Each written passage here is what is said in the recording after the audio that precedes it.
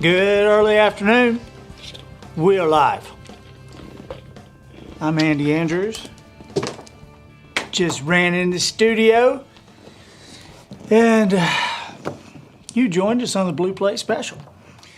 So, Lil M, can you hear us out there? Okay, good. It's been raining here in Orange Beach at the wharf, but it's sunny now. Here at Wisdom Harbor Studios, it's always sunny inside. So what are you adjusting, Matthew? I'm just centering you a little bit. Oh, am I sitting in the right place? Okay, all right. Well, we're glad you're here. If you're new to us, please click that notification button on your Facebook page and turn on your notifications on your phone. That way, when we go live, anytime we go live, as long as Facebook doesn't shut us down, you'll be notified. And let's see, if you are on YouTube, we would urge you to press that subscription button. If you joined us on LinkedIn, we're glad to have you. And if you're on Twitter, Brian Backen is the captain of the Twitter team, and we're glad you're here too. Marcy Carlson-Taylor says, good morning from Pasco, Washington. Mel Phyllis, hey there, buddy. Judith DeWitt from Spokane Valley, Washington. Margaret Davis. Oh, time for a bright spot. Yep. We got a great show today. Great show. We're going to premiere. Hey, there's Christy, my sister. And you shared. Christy, thank you. That shows trust. That you would share our live show to your page. We appreciate that. But that shows trust. Something that little sisters don't often have for their big brothers. But we appreciate that. And I do, personally. How do you like the shirt? You like the shirt? Cookie Wagner Woods likes that shirt. This is a fish hippie shirt from Sand Dollar Lifestyles. And on the back it says, Fish Hippie Company Drift Off Course, established 2010. Sand Dollar Lifestyles is the cornerstone here of the wharf. They have millions of shirts. And when you visit us and you take your picture on the escalator statue and come in and wander around here, definitely see them at Sand Dollar Lifestyle. Tell them we sent you. There's Adam Clark. Adam, how are you doing? You know, I just texted you this like 2 minutes ago, and you're already there. Good for you. Chris Comer, how you doing? Becky Ottenberry, Deanna Kilpatrick from Boaz, Sandra Mendonca from Searcy, Arkansas, home of Harding University, where they ate their mascot. That's right. Dennis Ashley from Walden, New York. Was there a book written there one time? And wait, who's this? That's that guy. And you're listening and watching there, but you were in Great Falls, Missouri on vacation last week, went to the Lewis and Clark Museum. They have a replica of the air rifle there? Seriously? That is so cool. I've never been there. And that is so cool. And it even makes me just kind of still weird to me that they know about it, that they have a replica of it, and then the big book about them never mentioned it, and then asked the question, it's a mystery how they got all the way across the country and back and never had anybody killed and never had any supplies stolen. It's a mystery. Come on, you just read the diaries of the guys. Mike Williams, just wanted you to know that the What If podcast impacted your life. Awesome. I'm so good. That podcast was with Mike Rayburn. And if you haven't seen that podcast, I think that was last week, right? Last week. This week is a big dog with his name is Chip Merritt, and Chip is a big dog with some water that comes out of the ground. Evian. And the story behind the company is pretty amazing. Pretty amazing. Yvonne Palmer, hey, Pat from Meadville. Keo Killix. Am I saying your name right? That's very good. Jeannie Pruitt from Indiana. Are you the Jeannie Pruitt? You know, there were 3 of them back in the day at the Grand Ole Opry. Jeannie Seeley, Jeannie Pruitt, and Jeannie C. Riley. The Jeannies. Donna Mast, hey, from Iowa. Okay, we're gonna premiere this video from Songs of the 7 Decisions. We're gonna do that in a few minutes. First, we're gonna do something else first. But the video, we were just kind of blown away. The song is obvious. These are Songs of the 7 Decisions that were created by Armin Newton and Albert Burgos Jr. Albert is the music producer who created this original music. Armin is the voice actor who voiced the 7 Decisions. And so we're about to premiere the 6th song and the video that goes with it. Today we'll do that in just a little bit. Billy Anderson, hey buddy, how are you doing? I ain't seen you in a long time, and I really want to see you. How's your son? Is he recovered? It's like 18 or 19 years ago, he touched a light on the dock, and it burned his hand, and it ruined everybody's evening. Yeah, I mean, you know, Austin was little, he was little, and he touched a light bulb, and it burned his hand. And Billy and Nay, I think, had to leave. Marcy Crosser Taylor, National Hot Dog Day. Yeah, I agree with you. I think every... National Dog Day. National Dog Day? I thought it was National Hot Dog Day.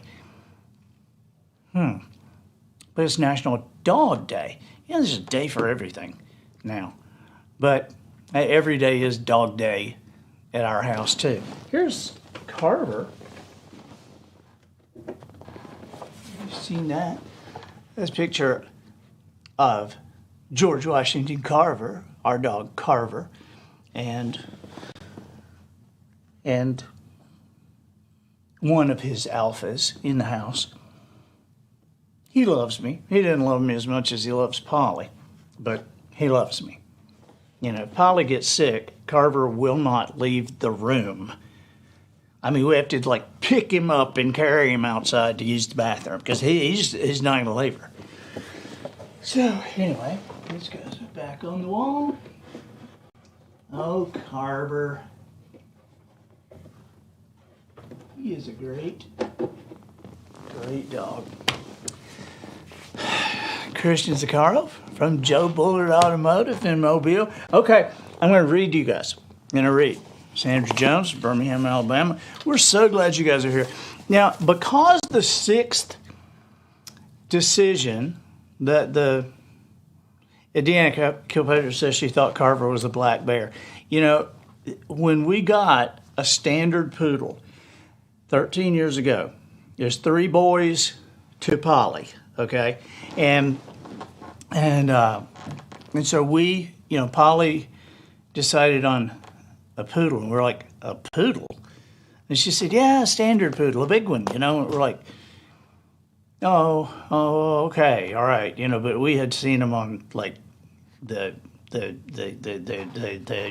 dog show, you know, the Westminster Dog Show, and we're like, okay, but no weird cuts, no ribbons, no toenail polish, anything like that, just like normal cut. And so that is how we did it, normal cut, except in October every year, Carver gets to grow out. And the boys put their feet down, and Carver does not go to the groomer until March. And he grows out, and he does look like a bear. I mean, he's big and didn't just like hairs, like when he runs, it does this. It's amazing. Okay, so the 6th decision song is I'll greet each day with a forgiving spirit. The video's done. We're going to show that to you in a little bit. But first, we thought, in keeping with that theme, that I would read a little bit for you today from the Heart Mender. This is my favorite book that I have written. People ask, and I've written I think 26, and people say, what is your favorite? And it's the Heart Mender. And it's still my favorite, I think, because of the story. But the theme in this book is forgiveness. And the subtitle is The Heart Mender, A Story of Second Chances. And some of you know, the story is why it's my favorite, I think, because the story is it's pretty unbelievable. But it's, you'll have to read the book to see. But it's based on a time in the 1940s during World War II when German U-boats were sinking American ships in the Gulf of Mexico. And it's a time that most people don't even know happened. You can find it on the internet, but you got to look. You got to know to look. And so the story is about a young American war widow who finds this guy on the beach one night. Now, the guy is a German officer on a U-boat, and he considers himself a German, not a Nazi. And he is betrayed by the political officer one night when they're in close, being refueled, and he gets shot and makes it to shore. But she finds him and almost beats him to death when she realized that this is this German guy and her husband was killed, in the war. And so, but he says something, and I won't tell you what he says, but she decides to hide him. And the story is about how they hide in 1942, small town America, and why they hide and what happens ultimately because of it. Who's this that sends messages? Susie Tickner McAdams. She says, I just finished listening to the Audible on this for probably the 5th time, and it is still as captivating as it was the first time. Thank you very much. I appreciate that. So the characters in the book, Helen is the young American war widow. Joseph is the guy who she rescues. Billy and Margaret, the old couple who own a diner, and they have a son who has Down syndrome. His name is Danny. And Billy and Margaret are an older couple. Danny is an adult. And Juan is spelled W-A-N, is the sheriff's deputy. And so I've got 3 places picked out just to read to you, if that's okay. And we'll do this, and then we'll play the video. So I think I do the narration of my books on Audible, and so I'll try to duplicate the voices in here that I did on Audible. So this is about 86 pages into the book, and Helen, Billy's wife, who is the owner of the diner, Margaret, who is the owner of the diner with her husband Billy, is watching Helen, who works there as a waitress. And so here we go.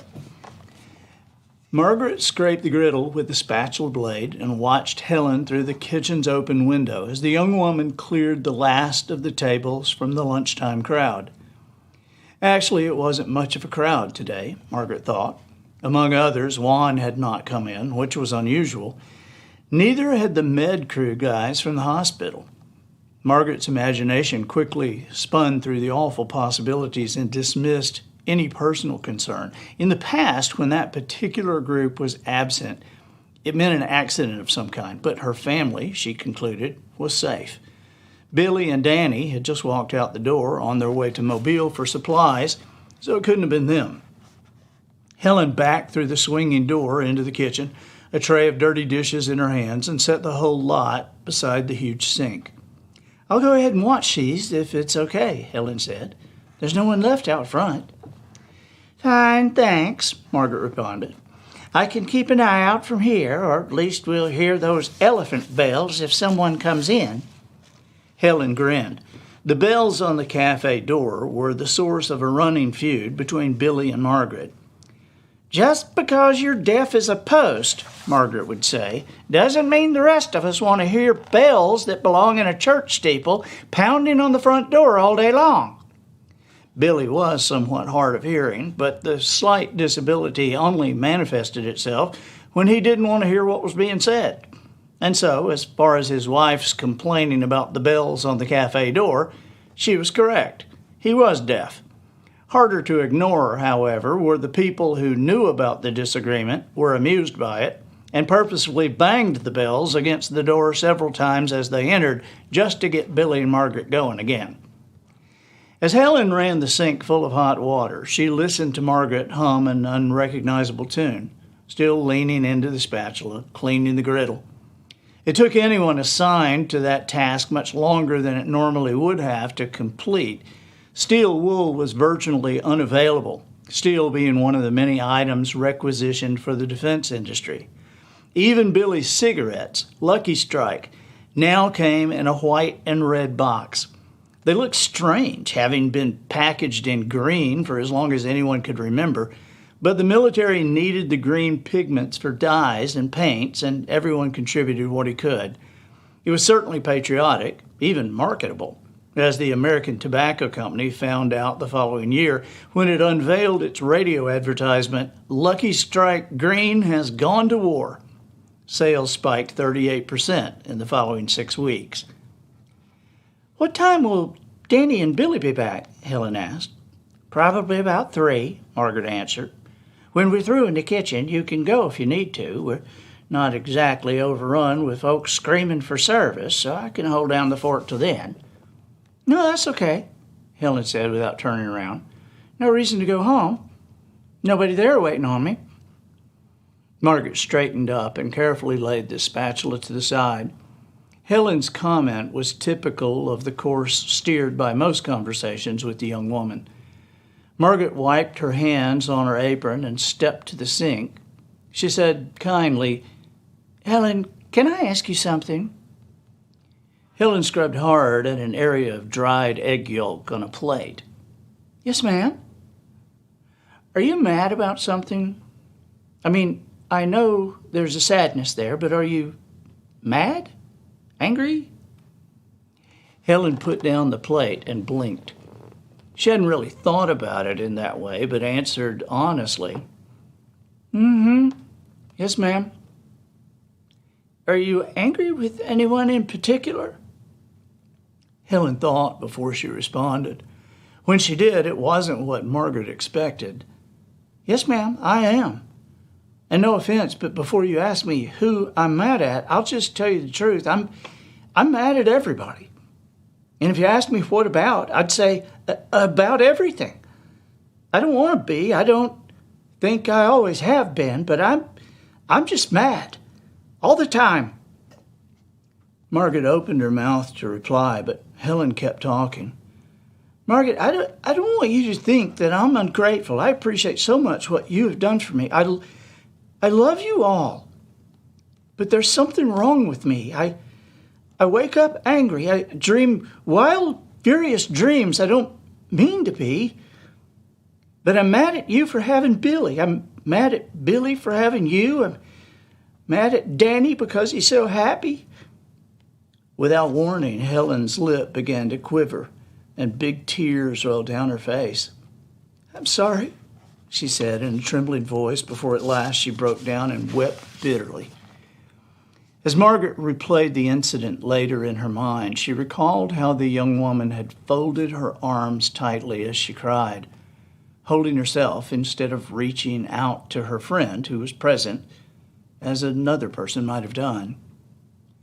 "The poor child," she told Billy that night. "She feels alone in a way I can't quite understand. I just stood there and rubbed her back. I didn't think she was ever going to stop crying. When she finally did, we talked a bit. I don't think I helped. Then she said she was sorry again for about the 20th time and left. Lord, I wish there was a phone out at that cottage. I hope she's all right." Okay, so we go on a little bit. And then the beginning of chapter 9 on 117, we have Danny in the truck with his dad. "Daddy, why does Helen act mean?" The question from Danny came out of the blue, as so many of them did, and did not surprise Billy at all. His son often used the time they spent in Billy's truck to talk endlessly about whatever came to his mind. At least twice a week, the two of them drove to Pensacola or Mobile for supplies. They rode with the windows down, even in the winter, except on the worst days, so that Billy could smoke and Danny could stick his hand out the window and let his fingers ride the air. "So why?" Danny asked again. Billy flicked a cigarette butt out the window. "Well, let me ask you this.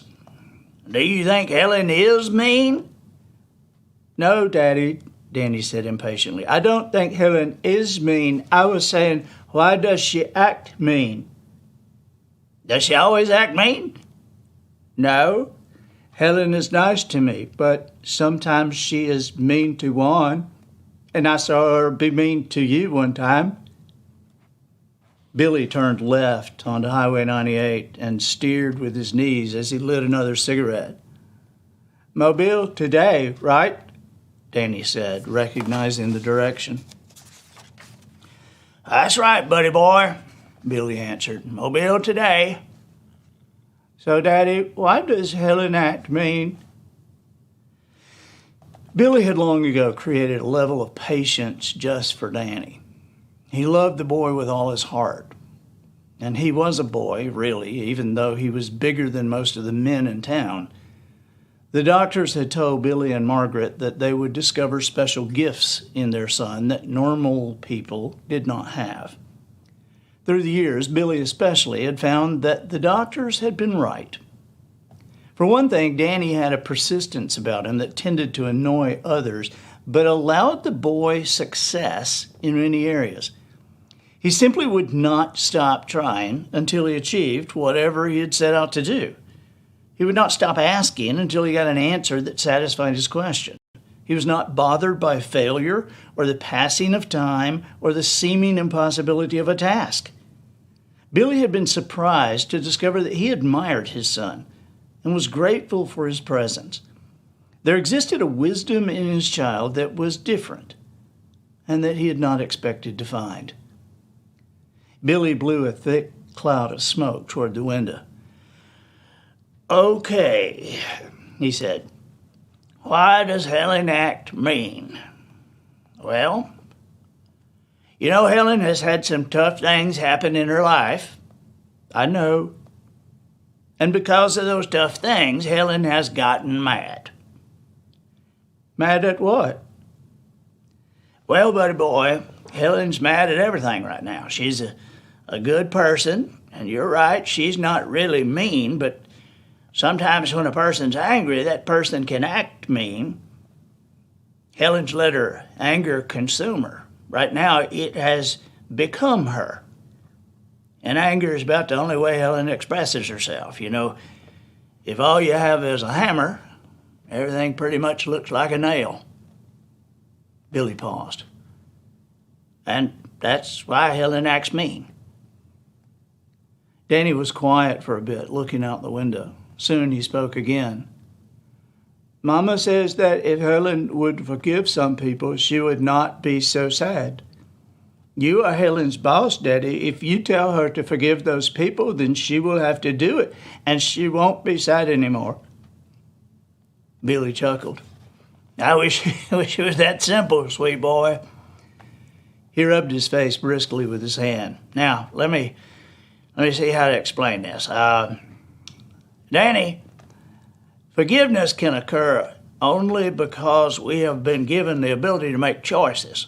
We have a choice to forgive or not to forgive, and nobody can make us do either one. You understand? Danny nodded.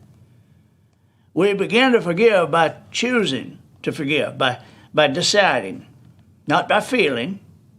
Our feelings don't lead us to forgive. Most times our feelings lead us the other way. That's why a person has to decide to forgive first. Our feelings always follow along behind our decisions. Forgive and forget, you mean? Hey, buddy boy, Billy said, pointing to a gas station ahead. You want to stop and get a Coke? No, sir. You hungry? No, sir. Billy sighed. Danny wore him out sometimes. He never had to think or focus as much as he did when he was with Danny. He lit another cigarette and glanced at his son, who was leaning against the opposite door, just looking at him. Billy knew it was just a matter of time before he... Okay, here we go. Daddy, forgive and forget, you mean? All right, Billy smiled. Let me think here. He thumped his ass down in the floorboard of the truck. Mama says not to do that. Well, she'll just have to forgive me, okay? It's a choice she'll have to make. Right. Danny, be quiet. I'm trying to think. Danny crossed his arms and settled back against the door. Now you asked, Billy continued, did I mean forgive and forget? Danny nodded. And the answer is no. Forgive and forget is not reality. It's not really possible anyway, which is a good thing because it's not necessary. Forgiveness does not erase history or excuse what happened.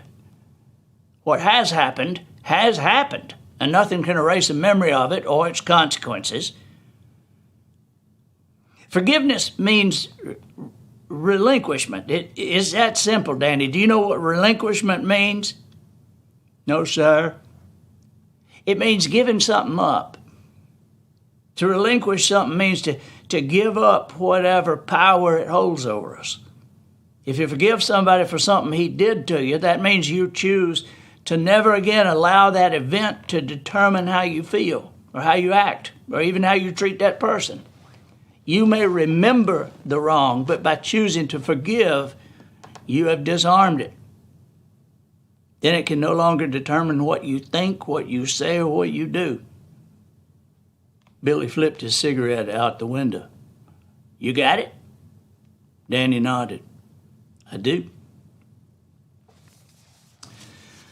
Well, here's one last piece of it to read to you, and then we'll watch the video.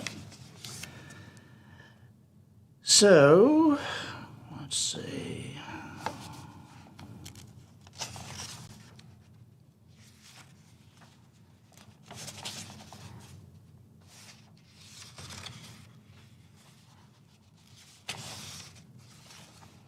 Okay, this starts in the diner with Juan and Helen, and moves to a conversation with Helen and Billy, and then Helen and Danny in the truck. Hey, are you listening to me? Startled, Helen looked up with a jerk. I'm sorry, Juan, what did you say? The deputy pushed away from the cafe counter and stood up, shaking his head. Never mind. He reached in his pocket for his wallet. It's almost 6. Billy and them will be here soon. Ain't like you need any company till then. Juan, please, don't be mad. I'm really sorry. He put his money on the counter. Helen, is something wrong? I mean, no offense, but you're never really nice to me. But the past couple of days... He made a futile gesture with his hand. I mean, I only want to be your friend. Jeez. I'm sorry, Helen said cautiously. No, nothing's wrong. The deputy shook his head sadly. I'm glad, I guess. Now Helen was confused. You guess? Yeah, you know, it doesn't make me feel great. Nothing's wrong. So you just treat me badly for no reason? Juan turned to go, then stopped and turned back. Look, I don't want to make you feel worse. I'm okay. We're friends. You didn't mean to hurt my feelings, did you? No, Juan, really, then we're fine, Juan assured her. Like I said, we're friends. If you ever do need me to talk or anything, well, you know. Helen watched Juan leave through the back door. Juan was her friend, and she would not have hurt him for the world, but he was also an officer of the law, and a smart one at that. Helen was terrified. It had been 2 days now since the German sailor, Joseph, got so sick he was still on her couch, burning up with fever, sleeping mostly, but talking too, and crying sometimes and shouting. He opened his eyes, but she knew he never saw her. The man was delirious, and she didn't have any idea what to do. She couldn't call the doctor, and now she feared she couldn't tell anyone else either. Sometimes yesterday afternoon, Helen realized that she had waited too long to turn the man in. The questions from authorities, she knew, would now be pointed in her direction. She was hiding an enemy of her country. The first customers came in a few minutes before the Gilberts, and Helen had already taken care of them, coffee and toast only. "Where's Juan?" was the second thing out of Billy's mouth after good morning. "Come and gone already," Helen answered as she entered the kitchen. "I'm afraid he was somewhat aggravated with me."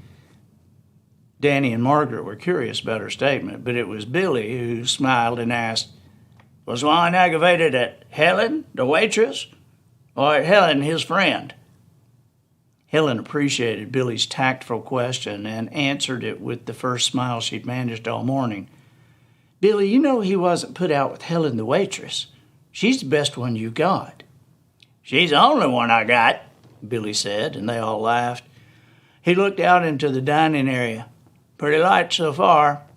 Them guys settled?" "Done," Helen replied. "Just refills of coffee now." "Well, then," Billy winked, "why don't you sit there at that table right there, you and Margaret, and let old Billy make you breakfast. Buddy boy," he said to Danny, "help these two beautiful ladies get seated." For almost 20 minutes, Helen tried to participate in the conversation with Margaret and Danny. The breakfast, she told Billy more than once, was wonderful. But the man who lay on her couch at home was never far from her mind. It was so strange, she thought. When I found him, I really wanted him to die. Now I'm afraid he actually might. Helen listened to Danny chatter away while mentally calculating her options.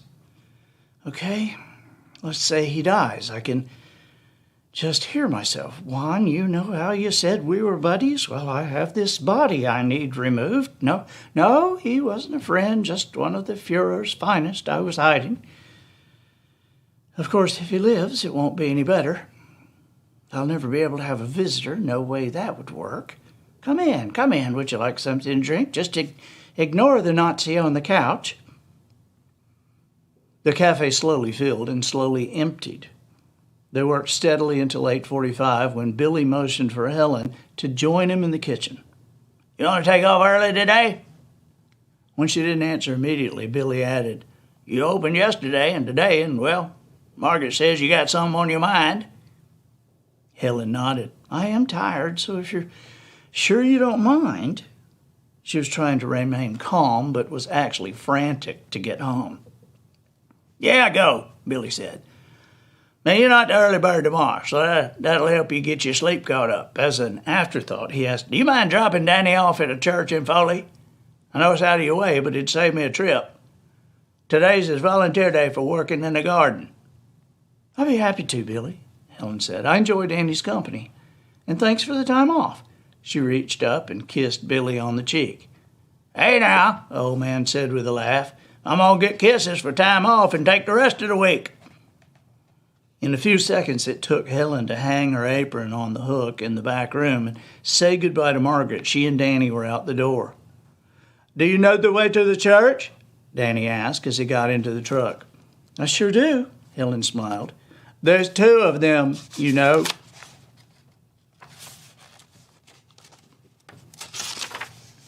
I know. 2 churches. Right. A big one and another big one. Which one do you belong to, Danny? The big one. Not the other big one? Helen teased. Nope, Danny grinned. I go to the big one. Helen headed north on County Road 3. It would take her only about 10 minutes to get Danny to the church, and then she could turn around and head home. You are the prettiest girl I know, except for my mama. I'm sorry that you are sad and it makes you act mean sometimes. What? Helen worked to remain composed and respond appropriately. She was comfortable with Danny, but never ready for the things he said. He was a savant of sorts, a wise child, but he possessed absolutely no guile. He was innocent, honest, and totally devoid of tact. Thank you, Danny. I'm sorry. Was I mean to you? I didn't mean to be. Danny reached across the truck cab and gave Helen a pat on the shoulder. It's okay. You aren't mean to me. And anyway, you only act mean sometimes. You aren't mean. And I know because I talked to Daddy about it. Not knowing what to say, Helen opted for nothing and silently urged more speed from the blue truck. Danny spoke again, as she knew he would. I know why you're sad. Certain she didn't want to go there, but not seeing any other choice, Helen asked, Why, Danny? Because your husband died in the war. That's the main reason. She nodded. That's right. I know why you're sad, but is that why you're mad? Helen could feel Danny looking at her and knew he would wait until she answered. Buddy, do you want to talk about something else? No, thanks. Helen sighed. She coughed nervously and asked, what was the question? Danny spoke slowly as if he were explaining a difficult concept. I said your husband died in the war. Then I said, is that why you are mad? Helen wiped tears that sprang to her eyes and gritted her teeth. Please, God, make him stop. Danny? Yes. She cleared her throat. I think that does make me mad. But who are you mad at? At the moment, the answer was quickly becoming you, but Helen bit her lip and took a deep breath, about to take another stab at leading the conversation in a different direction, when once more, Danny began to talk. If you're mad at a soldier, I think you have to forgive him. You want to know why? Convinced now that her only option was to endure this torture for a few more minutes, Helen made a mental note never again to get into a vehicle with Danny Gilbert, then answered, Yes, I think you have to forgive him for you. Though she was trying desperately to tune him out, Helen could not help being curious about this line of thinking. Why's that? Because whenever you get hurt by somebody, you can either think about them all day long and let them keep hurting you inside, or give them to God. Helen furrowed her brow. Give them to God? If you forgive them, it doesn't mean they get away with what they did. It just means that you don't have to think about it all the time. You can't do anything anyway except be mad. See, you just give them to God. Then you can be happy. With that, Danny smiled and nodded a couple of times, then faced forward in his seat, seemingly satisfied that he had solved his friend's problem. Helen was grateful for the silence. Give them to God, then you can be happy. She repeated the words a couple of times in her head and thought, yeah, it would be nice if it were that simple. She dropped Danny off at the church and headed south towards home. It was so strange, she reflected as she drove. That whole thing about giving them to God. She smiled at a crazy thought. So what does God do with them when he gets them? And then she laughed at the ridiculous answer that popped into her head. What do I care? They don't belong to me anymore. All right. So, Linda Bernard Rigsby, you just downloaded the book? Good. I hope you enjoy it. I purposely chose those particular pieces so not to ruin it for you. So, I think you're gonna like it. All right. So, are you ready to see and to hear the new song? This is the premiere of the 6th decision. I will greet each day with a forgiving spirit, and the video that you can pass around. And here we go. All you gotta do is hold on, hold on. All you gotta do is hold on, hold on. I told you I will greet this day with a forgiving spirit. They can hear it, but Okay, some reason it's not coming up. Matt says you can hear it, but you can't see it. So he's going to re-rig really quickly. So he's got his magic fingers flying across wires and cables, and he's doing things in here. we got it now. You got it now? Okay. All right, here we go. all you gotta do is hold on, hold on. All you gotta do is hold on, hold on. I told you I will greet this day with a forgiving spirit.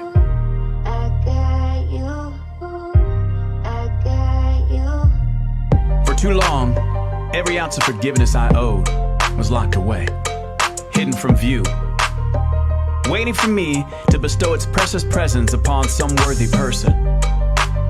Alas, I found most people to be singularly unworthy of my valuable forgiveness. And since they never asked for any, I kept it all for myself. Now, the forgiveness that I hoarded has sprouted inside my heart like a crippled seed yielding bitter fruit. No more. At this moment, my life has taken on new hope and assurance. Of all the world's population, I am one of the few possessors of the secret to dissipating anger and resentment. I now understand that forgiveness only has value when it is given away. By the simple act of granting forgiveness, I release the demons of the past, about which I can do nothing, and create in myself a new heart, a new beginning. I will greet this day with a forgiving spirit. I will forgive even those who do not ask for forgiveness. Many are the times when I have seethed in anger at a word or deed thrown in my life by an unthinking, uncaring person. Valuable hours have been wasted imagining revenge or confrontation. Now I see the truth revealed about this psychological rock inside my shoe.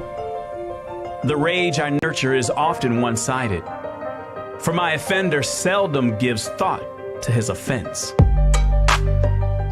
I will now and forevermore silently offer my forgiveness, even to those who do not see that they need it. By the act of forgiving, I am no longer consumed by unproductive thoughts. My bitterness is forgiven.